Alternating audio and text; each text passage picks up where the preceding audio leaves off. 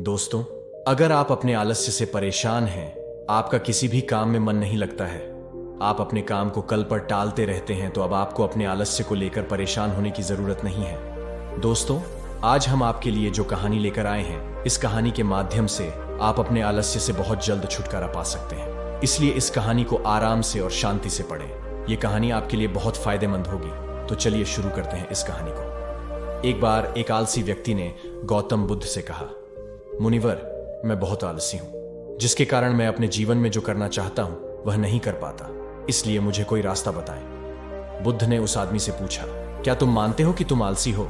तो उस व्यक्ति ने बुद्ध से कहा, हाँ मुनिवर, सिर्फ मैं ही नहीं बल्कि मेरे पूरे गांव के लोग कहते हैं कि मैं आलसी हूं। बुद्ध उस व्यक्ति से कहते हैं, लेकिन क्या आपके पास कोई सबूत है कि आप आलसी हैं? उस व्यक्ति ने उत्तर दिया, हाँ। तब गौतम बुद्ध उस व्यक्ति से पूछते हैं, क्या आपके पास इसका कोई सबूत है? वह व्यक्ति कहता है, मुनिवर, मैं जानता हूं कि व्यायाम मेरे स्वास्थ्य के लिए अच्छा है, लेकिन मैं व्यायाम भी नहीं कर पाता क्योंकि मेरा आलस्य मुझे सुबह जल्दी उठने नहीं देता। बुद्ध ने कहा, लेकिन क्या तुम्हें पता है आलस्य क्या है? उस व्यक्ति ने कहा, मुझे नहीं पता कि आलस्य क्या है, लेकिन जो भी है वह बहुत बुरा है। बुद्ध ने कहा, सबसे पहले तुम्हें यह समझ लेना चाहिए कि जो भी चीज प्राकृतिक रूप से उसका कुछ न कुछ उपयोग होता है वह बुरा नहीं होता है या अच्छा।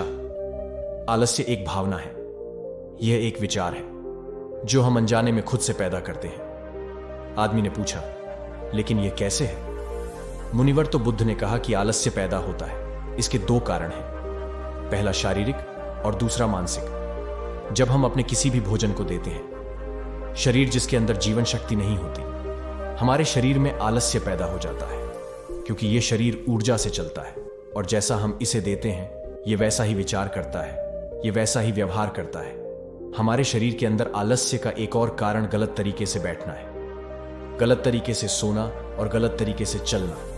हम कभी इस बात पर ध्यान नहीं देते कि हमारा बैठना, लेटने और सोने की स्थिति सही है या नहीं। अगर हम बौद्ध भिक्षुओं को देखें तो पाएंगे कि वे कब बैठते हैं, उनकी रीढ़ की हड्डी बिल्कुल सीधी होती है। जब वे सोते हैं तो उनके शरीर के किसी भी हिस्से पर कोई दबाव नहीं पड़ता है, और जब वे चलते हैं तो उनके शरीर के किसी भी हिस्से पर कोई दबाव नहीं पड़ता है।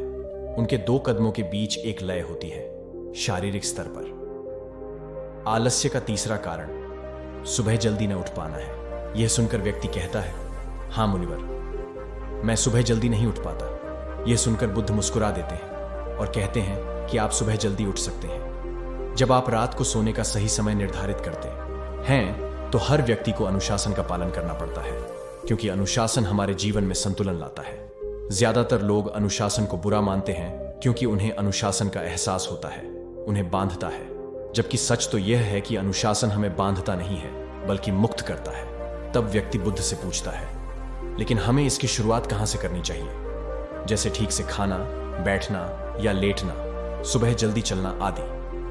बुद्ध कहते हैं कि आप इस समय जो भी कर रहे हैं उसे अभी से शुरू करें, इसे ध्यान से करें।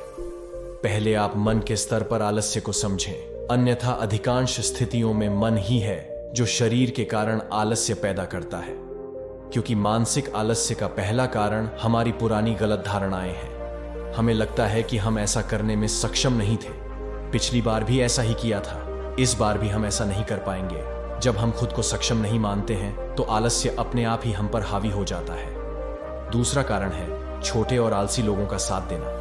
कभी कभी ऐसा होता है कि आलस्य हमारे अंदर नहीं होता है, लेकिन दूसरे लोगों की वजह से हमारे अंदर आ जाता है। ऐसा होता है क्योंकि हम आलसी लोगों की संगति करते हैं। हाँ मुनिवर, यह बिल्कुल सत्य है, मैंने भी यह अनुभव किया है। तब बुद्ध ने कहा, तीसरा कारण मन की स्पष्टता का अभाव है। मान लीजिए कि आप किसी जंगल में खो गए हैं और शाम हो गई है और आपको नहीं पता कि आपका घर किस दिशा में है, तो क्या हुआ? क्या आप आलसी होकर लेटे रहेंगे या अपने घर की तलाश में कोई रास्ता खोजेंगे? उस व्यक्ति ने कहा कि मैं बाहर जाऊंगा घर की तलाश में। तभी उसने कहा, अगर बहुत कोशिश करने के बाद भी तुम्हें घर का रास्ता न मिले तो तुम क्या करोगे? उस व्यक्ति ने कहा, मैं अभी भी इसे ढूंढता रहूंगा, क्योंकि मेरे पास कोई दूसरा विकल्प नहीं होगा। कई विकल्प हैं, अगर किसी के पास एक ही विकल्प है तो उसका दिमाग बिल्कुल खाली होगा। यदि आप व्यायाम नहीं कर पा रहे हैं तो इसका कारण आपके मन में स्पष्टता की कमी है, जिसका आपको भविष्य में सामना करना पड़ेगा। उन रोगों से होने वाली बीमारियां आपको दिखाई नहीं देती, आप उन बीमारियों से होने वाले दर्द को महसूस नहीं कर सकते। आगे गौतम बुद्ध ने कहा कि आलस्य का चौथा कारण यह है कि कोई भी काम करने में मन नहीं लगता। मान लीजिए आप सड़क पर कहीं जा रहे हैं और काफी दूर चलने के बाद आप थक जाते हैं और चलने का मन नहीं करता।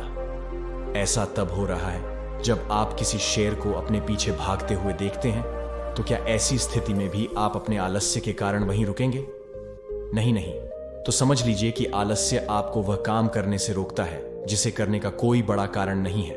तब उस व्यक्ति ने बुद्ध से कहा, धन्यवाद मुनिवर, अब मुझे आलस्य का पूरा खेल समझ में आ गया है। भगवान गौतम बुद्ध उस आलसी व्यक्ति से कहते हैं, मेरी एक बात हमेशा याद रखना, जहां स्पष्ट हो या कोई काम करने का कोई बड़ा कारण हो, वहां कभी आलस्य नहीं हो सकता। दोस्तों, आलस्य मनुष्य का सबसे बड़ा शत्रु है, क्योंकि आलस्य जीवन में कभी भी प्रगति नहीं कर सकता।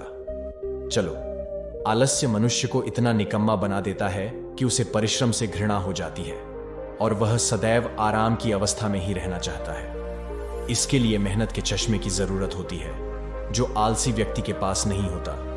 आलसी व्यक्ति को आलस्य दिन ब दिन अपनी चपेट में लेता जाता है, जिसके परिणाम स्वरूप वह दिन ब दिन मेहनत से भागने लगता है। मेहनत ही खत्म हो जाती है। शत्रु ने आलस्य कहा, नमक सिर्फ दोस्त हो सकता है, इसके अलावा इसे खत्म करने का कोई रास्ता नहीं है। मेहनत से दोस्ती करने के बाद यह दुश्मन अपने आप खत्म हो जाता है। मेहनत ही सफलता की कुंजी है। इस बात को केवल एक मेहनती व्यक्ति ही समझ सकता है, क्योंकि वह कड़ी मेहनत के महत्व को अच्छी तरह से जानता है। वह जानता है कि कड़ी मेहनत ही उसकी सच्ची दोस्त है और इस दोस्त की मदद से वह अपने जीवन में हमेशा प्रगति करेगा। वह उस काम को छोड़ने की बजाय दोबारा और अधिक मेहनत से प्रयास करता है और तब तक कोशिश करता है जब तक वह उस काम को करने में सफल नहीं हो जाता।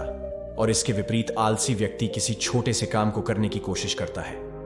इंसान को दूसरे लोगों की भी जरूरत होती है, क्योंकि वह आलस्य के जाल में इस तरह फंस चुका है कि उसे बस आराम की जरूरत है। यानी वह अपने कंफर्ट जोन से बाहर नहीं आना चाहेगा, रुकावट नहीं चाहता और अपनी पूरी जिंदगी ऐसे ही गुजारना चाहता है। दोस्तों, आलसी व्यक्ति कभी भी न तो मेहनत का महत्व समझ पाता है और न ही समय का महत्व। इसके कारण वह अपना पूरा जीवन बर्बाद कर देता है और अंत में उसके पास पछताने के अलावा कुछ नहीं बचता है। जबकि एक मेहनती व्यक्ति समय का महत्व समझ लेता है और समय का महत्व समझ लेता है। दिन प्रतिदिन कड़ी मेहनत करके अपने लक्ष्य को प्राप्त करने का प्रयास कर रहा है। इसलिए आपको हमेशा मेहनत से दोस्ती और आलस्य से दुश्मनी रखनी चाहिए। दोस्तों, मुझे उम्मीद है कि आपको इस कहानी से बहुत कुछ सीखने को मिला होगा। आप गौतम बुद्ध द्वारा बताए गए उपाय से भी अपना आलस्य दूर कर सकते हैं। दोस्तों, आपको यह कहानी कैसा लगा, कृपया हमें कमेंट बॉक्स में कमेंट करके जरूर बताएं और अपने दोस्तों के साथ ज्यादा से ज्यादा शेयर करें। धन्यवाद।